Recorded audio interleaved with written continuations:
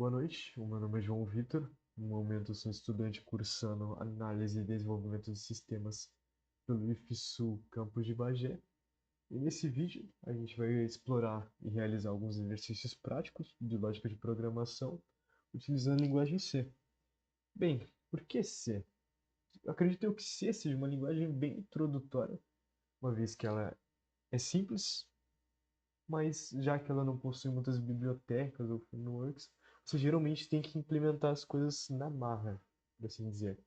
Então, é uma linguagem muito boa de introdução, você consegue estudar bastante coisas com ela, tipo estrutura de dados e afins. E bem, por isso ela vai ser a linguagem escolhida para esse vídeo. Seguindo para os exercícios, nosso primeiro exercício, um exercício bem simples, calcular a área de um triângulo, seguindo o enunciado. Cria um programa que calcule a área de um triângulo a partir da base e da altura fornecidas pelo usuário. A gente tem nossa entrada, base 5, altura 10, e esperamos que a saída seja 25. Bem, a área de um triângulo, ela existe uma fórmula para calcular ela e é uma fórmula bem simples. Ela está logo aqui embaixo, a gente só tem que calcular a base vezes a altura divididos por 2, e dessa forma a gente pega a área desse triângulo, que a princípio tem que ser 25. Vamos incluir a biblioteca padrão de entrada e saída do C, inicializar nossa main, a gente conseguir trabalhar, return 0, só por precaução, e iniciar nossas variáveis, que nesse caso vai ser a base, a altura e a área. Caso você queira, você pode inicializar eles como inteiro, mas já que eu quero uma precisão na hora de calcular, eu vou escolher um float, já que dessa forma você vai poder trabalhar com decimais em vez de apenas inteiros. Scanf, somente para receber a base e a altura do teclado. Caso você queira, você pode incluir um printf, somente para não ir se perdendo. A princípio no vídeo eu não vou incluir printfs, já que eu vou estar realizando na hora os códigos. Então, mas caso você queira, pode ser. Você pode incluir um printf aqui, por exemplo.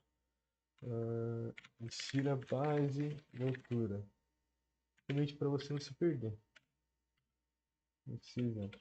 Mas bem, receber a base e a altura do teclado. Agora é só você passar eles para a área, realizando aquela operação matemática. Opa, escrevendo errado. Altura divididos por 2. Dessa forma a gente pega a nossa área e vamos printar ela no terminal. Altura, opa, área. Dessa forma. Código feito. Vamos conferir se está certo.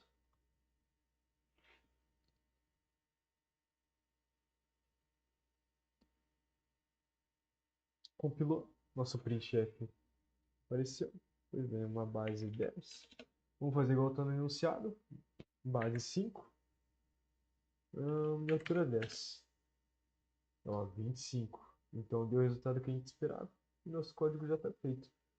Por via de somente deixar utilizado, vamos diminuir as casas após a vírgula, só para a gente ter um resultado mais claro, em vez de ver esse monte de zero que apareceu. Novamente, 5, 10, 25. Primeiro exercício feito, um exercício consideravelmente fácil, e você somente tem que realizar uma operação matemática básica para pegar o resultado esperado. Bem, vamos para o próximo exercício. Bem, próximo exercício, todos os divisores de um número, seguindo o enunciado, cria um programa que exiba todos os divisores de número fornecido pelo usuário. A gente recebe uma entrada, um inteiro, e a gente pega e de saída todos os divisores desse número.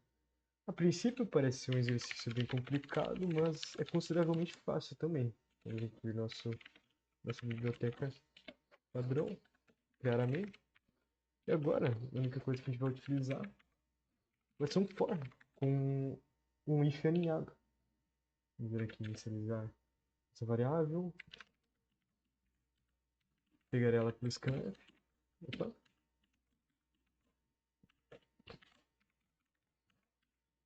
E agora, somente vamos utilizar isso daqui, ó. Vamos esperar um for aqui. Enquanto i for menor ou igual a um número, ele vai continuar iterando o for. Um if para checar se um número dividido por i vai deixar restos. E se caso não deixar, a gente tem nosso número dividido. Nosso possível número que pode ser dividido pelo número que a gente colocar no teclado. Bem, somente um printf para demonstrar esse número. E a princípio, nosso código está pronto. Há somente um erro aqui, que pode acabar causando um problema. A primeira divisão vai ser por zero, então nosso for, a criação do i, não pode ser em zero. Isso vai causar um problema que vai acabar tentando realizar uma divisão por zero. E aí nosso programa não iria funcionar. Então é necessário que o nosso i ele já inicie como 1. Vamos checar para ver se está tudo certo. Bem, o programa rodou, compilou, 2, e a gente tem nossa resposta esperada. Não visualmente bonito. Vou realizar somente uma alteração aqui. Compilar novamente, só para ter o espaçamento entre os números e eles não aparecerem do colado um no outro. A gente tem uma melhor visualização do nosso resultado. Bem, vamos novamente. E aqui a gente tem nosso resultado. 1, 2, 3, 4, 6, 12. São todos números divisíveis por 12. Novamente, a gente pode, só por via de teste, utilizar outro número, por exemplo, 15. Vou esperar compilar. Compilou, 15. A gente tem 1, 3, 5 e o 15, ele mesmo. Dessa forma, a gente pega e encontra todos os números que são divisíveis. Um exercício bem básico e fácil. A princípio parece ser bem complicado, mas não é não. É um exercício bem básico. Bem, vamos seguindo para o próximo. Nosso terceiro exercício, números perfeitos. Desenvolva um programa que verifique se o número é perfeito. Temos uma entrada inteiro 6 e a saída de 6 é o número perfeito. Bem, caso você não saiba o que é um número perfeito, basicamente, perfeito se trata de um número onde os seus divisores, se somados, acabam sendo ele mesmo. Por exemplo, o próprio 6. O 6, os seus divisores são 1, 2 e 3, que, caso somados, dão 6. Então, 6 é um número perfeito. Novamente, um exercício, que é consideravelmente fácil, e podemos até utilizar a lógica do exercício passado de divisores. Vamos incluir aqui a biblioteca. Inicializar nossa main novamente.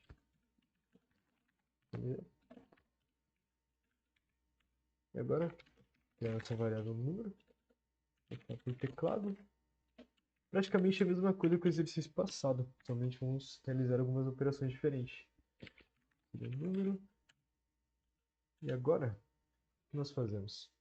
Bem, pode ser necessário também a criação de outra variável. Vamos colocar como resto. Não, soma. Soma faz um pouco mais sentido. Bem, normalmente um for, que vai de 1 até que tem que ser de igual a número. E bem, o que nós vamos fazer agora? Normalmente um if, e caso o número seja divisível, não deixe restos, vai entrar no if. Só que agora, quando isso acontecer, em vez de a gente somente dar um printf, nós vamos incluir esse número dentro de soma.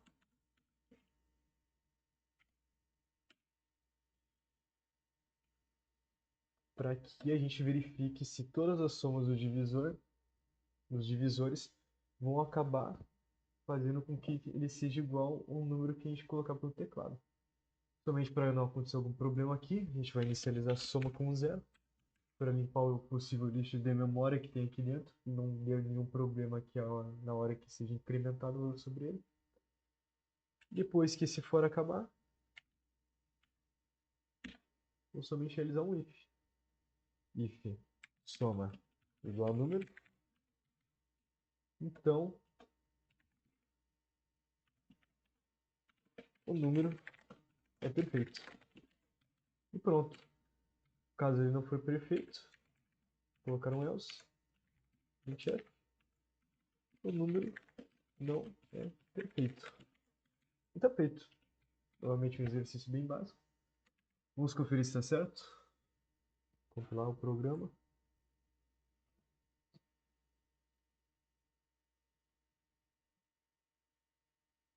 6. O número é perfeito.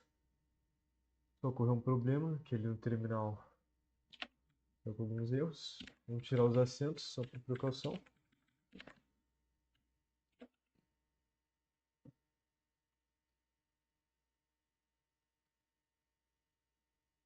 Novamente, número 6. O número 6 é perfeito. Se a gente realizar isso, acredito eu que com um número que não seja perfeito, nós vamos acabar criando esse else aqui. Por exemplo, 11. O número não é perfeito. E números perfeitos, eles são bem raros de ser encontrados. Então, para verificar se o nosso programa realmente está funcionando direito, vamos pegar um número perfeito bem extrapolado, por assim. Por exemplo, 8.128. É um número perfeito. Vamos verificar se o nosso programa vai funcionar. 8.128. É um número perfeito? É um número perfeito. Então, nosso programa está funcionando. Novamente, um exercício bem básico. E que é bem interessante até a implementação dele. Bem, vamos para o próximo exercício. Bem, para o nosso próximo e último exercício do vídeo, sequência de Fibonacci. Crie um programa que exiba os primeiros n números da sequência de Fibonacci, onde n é fornecido pelo usuário. A gente tem a sua entrada, n igual a 5, e a saída, sequência de Fibonacci com os tais n números, de 1 até 5. Bem, esse é um exercício bem interessante, a implementação dele. Vamos para lá. Realmente um exercício bem básico, não é tão assim complicado. Bem, a gente vai inicializar nosso número, vai ser dito pelo usuário, uma variável A, uma variável B. Também uma variável temp. Eles vão ser responsáveis por fazer a sequência funcionar. A gente vai receber o número pelo teclado. Agora, através de um simples for, nós iniciamos a sequência. Bem, enquanto i for menor que o número enquanto ele for menor que o número que nós colocamos, temp vai ser igual a A mais B, A vai ser igual a B, e B vai ser igual a temp. Antes disso tudo, nós temos que printar o nosso A, essa variável A, dessa forma. Bem, o código a princípio já está feito. Como ele funciona? Opa, esqueci de uma coisa. É necessário que o A seja iniciado com 0 e o B com 1, para dar esse início da sequência. A sequência de Fibonacci ela sempre inicia com 0, 1, e depois os números vão escalando. Novamente, o primeiro número sempre segue a sequência do anterior a ele, e o segundo logo depois é a soma dos dois anteriores, que é o que basicamente a gente faz aqui. Temp sendo uma variável só para a gente guardar esses números. E vamos verificar se está certo. Vamos ver. Certo? Compilou? Do prefeito. Vamos ver agora. 10. Ele entregou para a gente a sequência. Só vou adicionar um espaço, novamente no printf, para que os números eles não apareçam colados dessa forma. 10.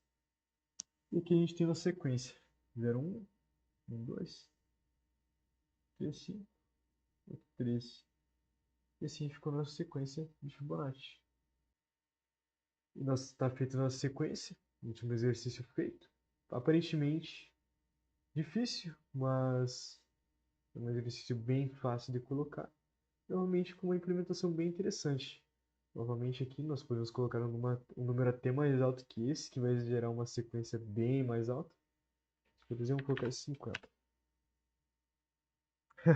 Gerou uma sequência tão alta que saiu para a memória do nosso programa. Ele chegou até mesmo a ficar negativo aqui para os números finais. Mas bem, novamente, vamos colocar um número mais baixo. Por exemplo, um 15. E assim segue a sequência.